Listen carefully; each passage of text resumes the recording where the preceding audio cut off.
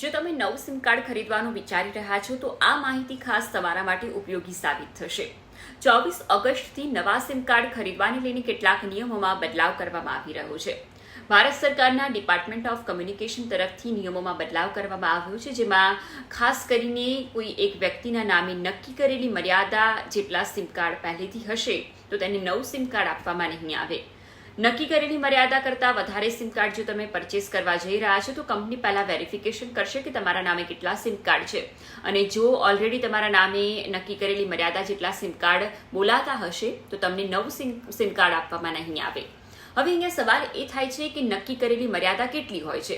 તો ભારતમાં મોટાભાગના રાજ્યોમાં વધુમાં વધુ 9 જેટલા સિમ કાર્ડ એક વ્યક્તિના નામે હોવા જોઈએ।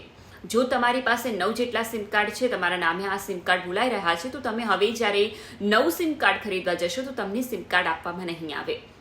આ સિવાય તમે એ જાણી શકો છો ઘરે બેઠા કે તમારા નામે કેટલા સિમ કાર્ડ બોલી રહ્યા છે। તો એના માટે ભારત સરકારની ઓફિશિયલ વેબસાઇટ્સ છે ટેફકોપ અને સંચાર સંહિતા, આ બંને વેબસાઇટ પર જઈને તમે ચેક કરી શકો છો કે તમારા નામે કેટલા સિમ કાર્ડ બોલાઈ રહ્યા છે। આ ચેક કરતાં જો તમને કોઈ એવો નંબર માલુમ પડે છે, કોઈ એવું સિમ કાર્ડ માલુમ પડે છે જે તમે ક્યારેય પરચેસ કર્યું જ નથી અથવા તો તમે એ નંબરનો ઉપયોગ નથી કરી રહ્યા, તો એના માટે તમે રિક્વેસ્ટ દાખલ કરી શકો છો અને તમે ઘરે બેઠા જ રિપોર્ટ કરીને આ સિમ કાર્ડ બંધ કરાવી શકો છો।